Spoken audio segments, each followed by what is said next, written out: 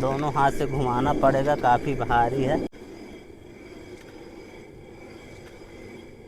तो महाराज जी ये खेत में बोया नहीं जाता? खेत में नहीं, ये जंगलों में हो जाता है। जैसे पोखर हैं, गड्ढे हैं, हाँ हाँ, तो कोल बील झुरा लेते हैं। ये दोस्तों महाराज जी की कुटिया है। जय सीताराम दोस्तों, अभी मैं मंदाकिनी गंगा जी के किनारे चित्रकूट के बीहड़ जंगल में हूँ और दर्शन कराने वाला हूँ एक बाल बैरागी संत के। चारों तरफ से हरा भरा और बीहड़ जंगल देखेंगे। हमारी गाड़ी यहीं तेंदू के पेड़ के नीचे खड़ी रहेगी। महाराज जी की कुटिया इधर जंगलों के अंदर गंगा जी के दूसरी ओर पड़ती है और सामने एक पहाड़ी भी दिख रही। इस पहाड़ी के नीचे महाराज जी की कुटिया है। तो आइए दोस्तों चलते हैं कुटिया की ओर। कुटिया की तरफ जाने के लिए कुछ इस प्रकार का रास्ता है और ये सामने ऊंची पहाड़ी दिख रही है। इसी पहाड़ी के नीचे महाराज जी की कुटिया है। रास्ते के दोनों तरफ से हरी भरी और कटीली झाड़ियाँ देखने को मिलती हैं। फाइनली दोस्तों मैं बीहड़ जंगलों को पार करता हुआ महाराज जी की कुटिया के नज़दीक पहुंचा हूं। ये सामने महाराज जी की कुटिया बनी है और देखिए कितना विशाल और ऊंचा पर्वत है। इसी पर्वत के नीचे महाराज जी की कुटिया है। चारों तरफ से आप जिधर भी देखेंगे जंगल ही जंगल देखने को मिलेगा। और दोस्तों महाराज जी इधर से आ रहे हैं जंगलों के अंदर से। जय जय सीताराम महाराज जी। जय सीताराम।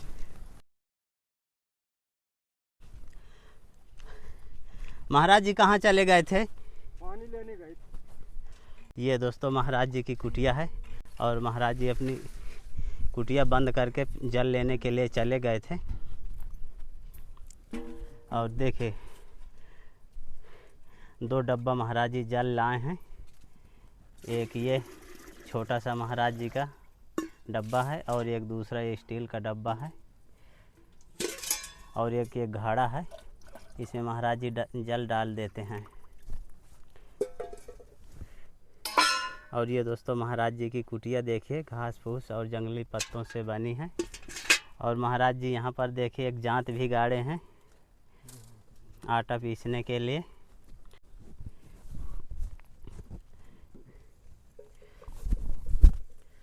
महाराज जी कहाँ से जल लाया करते हैं? रामानी कुटी थे। रामायणी कुटी चित्रकूट से? चित्रकूट राम घाट पे रामानी कुटी। महाराज जी बहुत दूर जल लेने के लिए जाते हैं? अब क्या करें भाई, अब वो परेशानी तो है ही है। अच्छा यहाँ जंगल में जल नहीं महाराज जी? जंगल में अब नाला सूख गया अब तो। महाराज जी स्नान ध्यान करने के लिए कहाँ जाया करते हैं? सोता का नाला। ये कहाँ पड़ता है? ये पड़ता है टाठी घाट, देखी? हाँ टाठी घाट के चुमके। अच्छा टाठी घाट ऐसे में वो ऐसे है। इसमें महाराज जी जल ठंडा रहता है? इसमें जल ठंडा रहेगा अब। अच्छा ठंडा हो जाएगा। अब महाराज जी इसमें डोरी क्यों बांध दिए हैं? डोरी कभी कभी इसको ले जाता हूँ, टांग से डोरी टांग लेता हूँ। अच्छा अब महाराज जी यहाँ जांत भी गाड़े हैं एक? जांत गड़ा है। क्या महाराज जी इसमें पीसते हैं?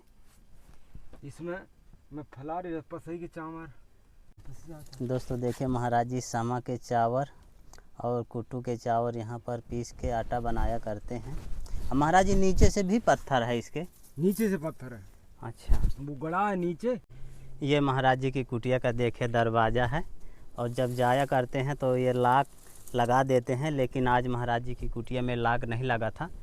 और दूर दूर तक आपको बीहड़ जंगल दिखेगा। जिधर भी आप देखेंगे ऊंचा पहाड़ और बीहड़ जंगल और दूर दूर तक जंगल में कहीं भी पानी नहीं है। इसलिए महाराज जी स्नान ध्यान करने के लिए यहाँ से 9 किलोमीटर दूर टाठी घाट के जंगलों में जाते हैं और जल पीने के लिए चित्रकूट की तरफ से लाते हैं महाराज जी। महाराज जी आपका बक्सा कैसे चोरी हो गया था? क्या वो चोर बहन जो ये बंधन काट के निकाल लेगा संदूक। अच्छा लेकिन ताला नहीं खुला तो फिर वो जैसे तैसे मिल गया। अब चोरन की का पूछो, वो तो चोर। तो बक्सा फिर लेके जा नहीं पाए क्या महाराज जी? नहीं, वो एक रांझ में दुबका गया, माने पेड़ पौधन में दुबका गया। अच्छा यहाँ से ले गया था? ले गया था। और कहीं फिर छुपा? उसने देखा कि इसमें पैसा मिलेंगे, पैसा उसमें था ही नहीं। अच्छा तो इसे छोड़ गया। फिर दूसरे दिन फिर आया, फिर मैंने उसको खेदा, बाकी संग खेदता चला गया। मैं उसको आगे संदूक मिलेगा, मेरे मरंदा संदूक तो उठा ले चल। तो संदूक आप ले आए महाराज जी? ले आए। और सामग्री ले गया होगा? सामग्री ले गया। महाराज जी आपकी सेवा में राशन सामग्री है। अच्छा ठीक है, ये बहुत आटा है महाराज जी, बढ़िया है। और इसमें महाराज जी भिंडी है, ठीक है। और महाराज जी इसमें आपकी सेवा में आम है पना बनाने के लिए। ओ बढ़िया, आम से सही लाए, बढ़िया महाराज जी। पना बन जाएगा, सही है। और महाराज जी सूजी है आपकी सेवा में। ठीक है, बहुत बढ़िया। महाराज जी आपकी सेवा में चीनी है अच्छा और गुड़ है। हाँ।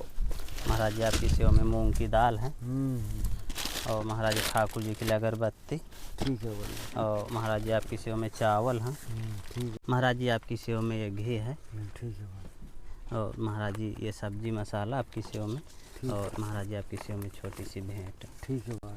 महाराज जी भक्त लोग आपको देख रहे हैं देश भर से, सबको थोड़ा आशीर्वाद ठीक, दीजिए। भगवान की कृपा रहे, वो आनंद करेंगे। महाराज जी अब जब जल लेने के लिए जाते हैं तो पैरों में चप्पल भी नहीं पहनते, आपको गर्म नहीं लगता? और कछु लगता कछु नहीं लगता, अपने चले जात खींचत पामन है। हाँ, तो चप्पल आप महाराज जी पहना नहीं करते कि आपके पास है नहीं? नहीं पहनता ही नहीं, आज 40-50 साल हो गए चप्पल नहीं पहनते। यहाँ महाराज जी कोई आसपास ऐसा स्कीम नहीं है कि पानी की व्यवस्था हो जाए? स्कीम ये नाले में गड्ढा है जा तो स्कीम हो सके। जैसे मान लो अब समरसेबल लगी, इनका पीता नहीं है कि झरना के कुआ, अब कुआ रामानी कुटी में तो वहाँ जाना पड़ता है। अच्छा, कुआं का पीते हैं? कुआ का। तो जैसे ये महाराज जी आपकी कुटिया के पीछे जो नाला है, यहाँ एक भी जल नहीं है? नहीं, अब सब सूख गया। तो यहाँ जैसे गड्ढा खोदा जाए? गड्ढा खोदा जाए तो बढ़िया, यहाँ पानी हो जाएगा तो मेरी सब समस्या दूर हो जाएगी। यहीं अपना नहा लो, यहीं अपना पानी अपनी कुटिया में धर लो। महाराज जी कितना गहरा गड्ढा खोदना पड़ेगा यदि खोदा जाए? 8-9 फुट। इतने में जल आ जाएगा? हाँ, खूब पर्याप्त। महाराज जी ये कहाँ से ले आए थे जांत? एक कुसामी थे, एक भगत लाया। अच्छा, कुसामी मंजनपुर हाँ, भगत लाया। महाराज जी इतने बीहड़ में आप कुटी क्यों बनाए हैं? अरे बेहड़ में बहुत अच्छा लगता मुझे, ये टुकड़ा बहुत अच्छा लगता है। हाँ। अब पानी की समस्या हो रही नहीं, ये टुकड़ा छोड़ा नहीं जाता मुझको। अच्छा, ये टुकड़ा में बहुत बढ़िया लगता है। ये टुकड़ा में न तो कोई इंस खूब बने हैं और जानवर भी हैं, लेकिन ये टुकड़ा में एक खासियत ये है कि कोई ये टुकड़ा में रात के समय में हिंसक जानवर आए ही नहीं। अच्छा महाराज जी। कोई बिच्छू के कोई सांप सपूरो, घना जंगल है। चौमासे में, जाड़न में, जेठ मास में परा रहता हूँ नीचे, कोई तकलीफ नहीं। महाराज जी कौन कौन से यहाँ जंगली जानवर हैं?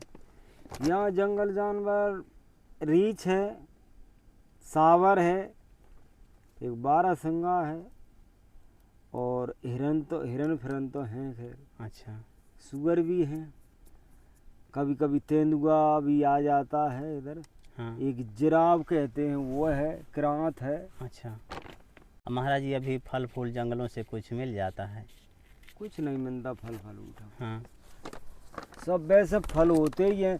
जब तेंदु खूब बढ़िया हो, एक तो कारण चित्रकूट के या जंगल के वन के दुश्मन कोल भील है। अच्छा, कोल भील के ये हरीतो लकड़ी को काटते और फल तेंदु आया सो कच्चे टोल लेते बस।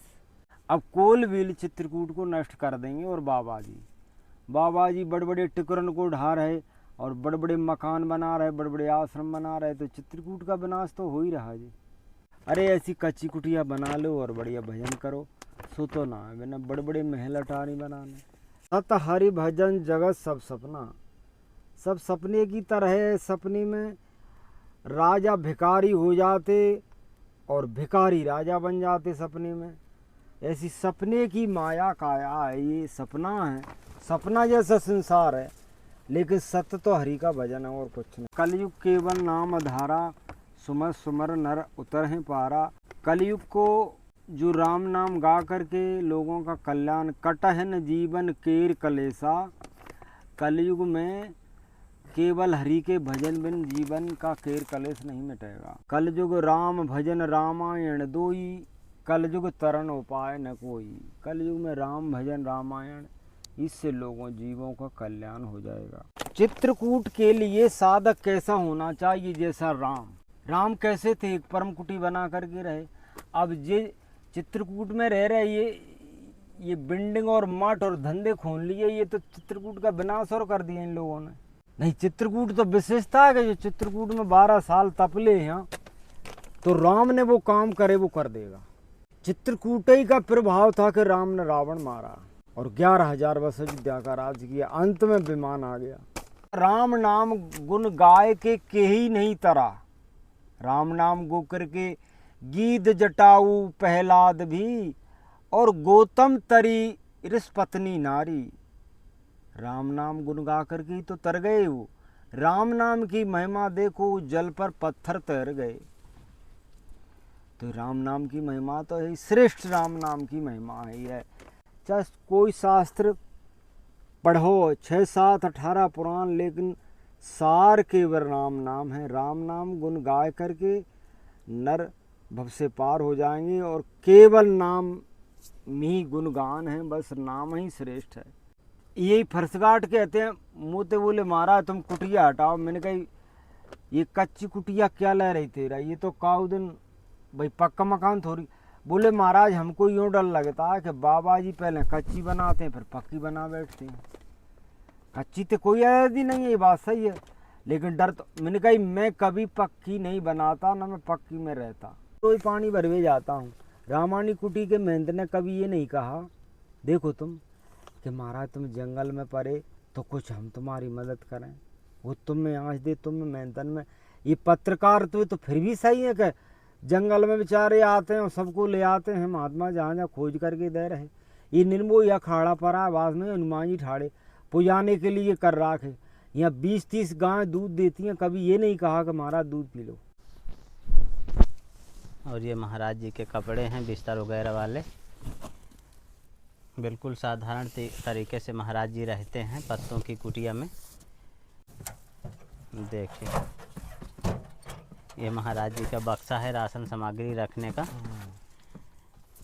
इसको भी चोर लोग एक बार ले गए थे, लेकिन छूट गया क्योंकि जंगल में कहीं छिपा दिए थे, तो महाराज जी वापस पा गए। सही वाने ले गया था। जी महाराज जी साधु संतों की भी चोरी कर लेते हैं। ये काऊ के ना छोड़े। हाँ साधु संत हो चाहे कोई हो, इनको तो चोरी ही करना है। ये वही तो कह रहे लकड़ी काटते और चोरी भी करते। महाराज ये क्या निकाल रहे हैं? ये पसई के चावल है। पसई के चावल? हाँ इनको ही तो खाता हूँ मैं। अच्छा इनको पीसूं। ये पसई महाराज जी किसको बोलते हैं? पसई इसको बोलते हैं जो जंगलों में होती है, बोई जोती नहीं जाती है। अच्छा पसई होती। तो महाराज जी ये आप कहीं जंगल से तोड़ के लाए हैं कि कोई भगत लेके आया है? भगत लेके आया था, सबको सामने यही कब। अच्छा दोस्तों महाराज जी अपनी कुटिया में एक जांत गाड़े हैं और इसमें अभी आटा पीसेंगे पसई के चावल का। आपको दिखाते हैं कि किस तरह से महाराज जी पीसेंगे।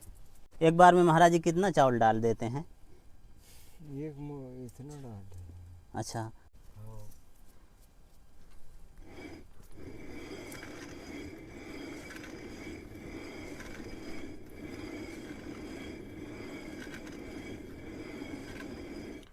दोस्तों आज से लगभग 20 से 25 वर्ष पहले इस तरह जांत से हर घर में आटा पीसा जाता था, लेकिन अब बंद है ये स्कीम। गांव में हर जगह बंद हो गई है। अब तो इलेक्ट्रिक मशीनों के द्वारा पिसाई की जाती है। और महाराज जी आज भी अपना प्राचीन तरीके से पिसान पीसते हैं। पत्थर का जांत बोलते हैं इसको। और इसमें बढ़िया महीन आटा आ रहा है। किनारे से आप देखेंगे तो थोड़ा थोड़ा आटा दिखने लगा है। और महाराज जी इन्हीं चावल के आटे का टिक्कट बना के खाया करते हैं।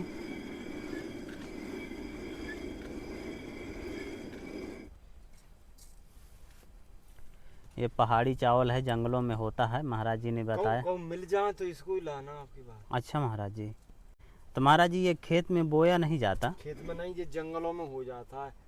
जैसे पोखर हैं, गड्ढे हैं, हाँ हाँ, तो कोल बील झुरा लेते हैं।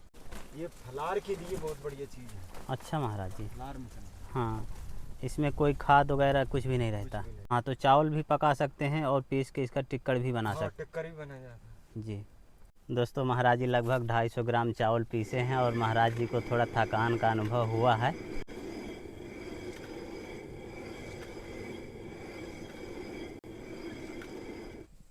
दोस्तों महाराज जी लगभग आधा किलो चावल पीस लिए हैं और महाराज जी पसीना छोड़ दिए हैं, थक गए हैं। तो थोड़ी देर अब मैं पीसूँगा। पहले देखो एक मुट्ठी चावल लेके इसमें डालता हूँ। ये अब इसको घुमाऊँगा। महाराज इधर को घुमाना है किधर? इधर ऐसे ऐसे घुमाना, दोनों हाथ से घुमाना पड़ेगा, काफ़ी भारी है।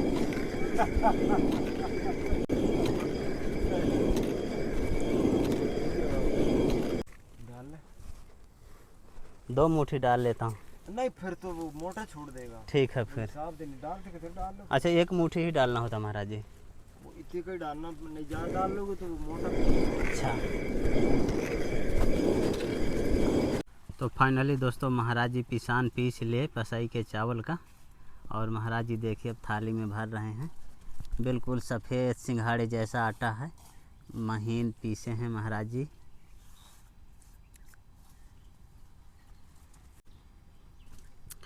अब महाराज जी इसी आटे के टिक्कड़ बनाएंगे आप। टिक्कर बनाएंगे। महाराज जी की कुटिया चारों तरफ से बीहड़ जंगलों और ऊंचे ऊंचे पहाड़ों से, बड़े बड़े टीलों से घिरी हुई है, और कटीली झाड़ियाँ और सूखे सूखे पेड़ देखेंगे। और इस तरह की जगह में महाराज जी बिल्कुल अकेले रहते हैं, भजन साधना करते हैं।